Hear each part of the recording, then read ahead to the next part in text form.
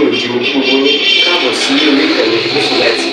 Mo kí yín pé ẹ káàárọ̀, ẹ káàsán, ẹ káalẹ́ ní gbogbo tẹ́lẹ̀ àti láǹfààní láti máa wo ìkànnì Orísun TV. Àjíjẹ ara yóò máa jẹun, Ọlọ́run ní fẹ́ ṣọṣẹ́ gbogbo wa. Ojú tẹ̀ fún wò wá àti títẹ̀ fún wò wá kò sì ní fọlá ṣe ẹ ṣeun. Orísun TV #1 Islamic channel jẹ́ ìkànnì tí ó wà fún oríṣiríṣi wáàsí àti ọ̀rọ̀ ẹ̀sìn látọ̀dọ̀ ọ̀pọ̀lọpọ̀ àwọn àfáà ńláńlá jàǹkàjàǹkà tí wọ́n mọ̀ máa ṣàlàyé ọ̀rọ̀ nípa ẹ̀sìn wa. Ní báyìí, ẹ bá mi subscribe sórí Orísun TV kí ẹ̀yin máa jẹ́ ọ̀pọ̀lọpọ̀ gbádùn àwọn fídíò táwọn fi síbẹ̀ lónìí ọ̀rọ̀. Ẹ bá mi like kí ẹ sì bá mi subscribe, ẹ bá mi share kí ẹ bá mi comment sórí àwọn fídíò ìṣẹ̀lẹ̀ ẹ̀ẹ́dẹ̀ẹ́dẹ̀ sí.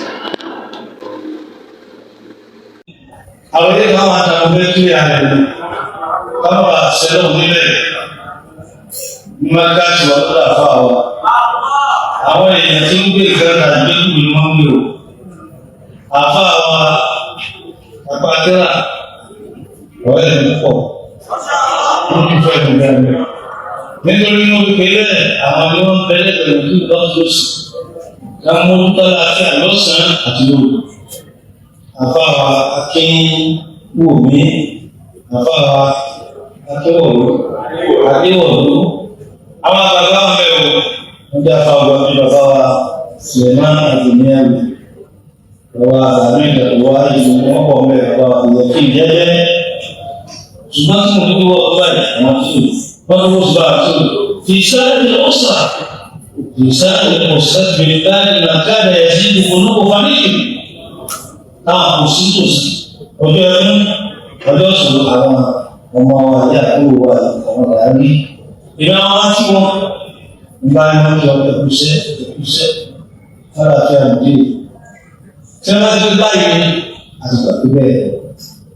Wọn làwọn àwọn ọ̀gá àgbàkájú àbára tó sàwọn ẹ̀tọ́ ní gbogbo yìí àwọn yìí wọn olùkọ́ bàbá wa àwọn onímẹ̀fẹ̀ lọ́sàn-án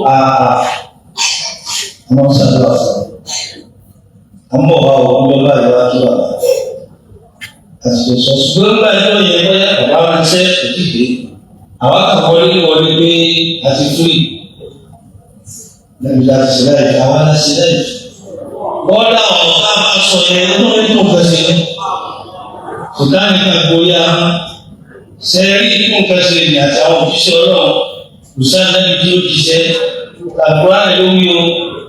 Wípé máa ń nàbí yẹnka ilá àdáná ṣètà fi òmìnirí ìjọba àti báṣẹ àdáyà náà.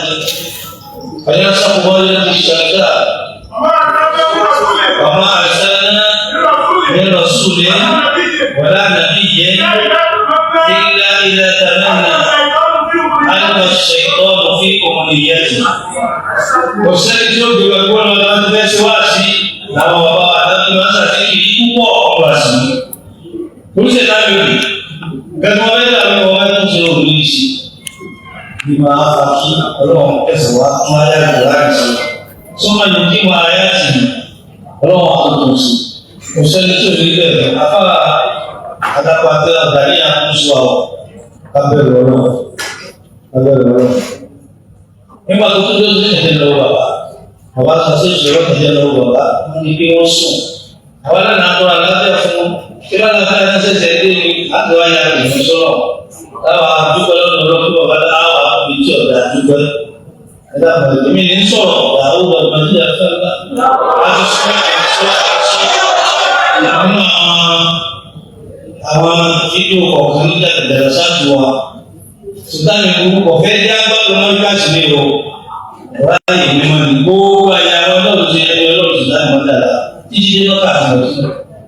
Ṣé kò sọ wípé àwọn ẹni tó kọjá ẹ̀? Ọlọ́pàá náà ní ìgbẹ́rẹ́ tó lọ ọlọ́pàá dé oṣù náà ní ojú ẹ̀ nígbà wájú rẹ̀. Ó ti pa owó ṣe. Wọ́n lọ sọ́wọ́ ìgbẹ́rẹ́ tó fọ́pọ̀. Àlẹ́ mi ti sọ wípé ìjọ Mùsá ẹ̀fọ́ akẹ́kọ̀ọ́ ìjẹ bóòlù ìwádìí wọn sọ láyé fẹ́ta. Ọ̀sán akẹ́kọ̀ọ́ sára اثنين وسبعين فرقة وستفترق هذه الأمة إلى 73 فرقة. Sebab itu dosa. Yang pertama jadi kalau masalah ulama dia berhak berbahasa. Kalau diorang doa kumejoka wadu ni, wala yajati wa utatu munafiki wa kiawiye doa, doa sudah. Táwọn bàbá wa bó wọ́n ti dá kúrò lójú tiwa náà ẹ̀yìn wọ́n ṣe dá ìlú tó kù pọ̀. Wọ́n fi lè yan orí àfa Abubakar àtàtà iṣẹ́ bíi ti ní ṣe àtàfà wa Akínwùmí àtàfà wa Adéwọ̀mí. Gbogbo àwọn afá ìlú ní kájà ìjà sọ káwé tó ń sùn àtẹ̀tí ń bọ̀ wa lọ́mọ lóhùn olólùfẹ́ lóhùn atọ́kùnrin àtọ́kùnrin ẹ̀yà àkọ́kọ́ kan kí ìgbìmọ̀ àtọwọ́ bá ti. Nah, ya, itu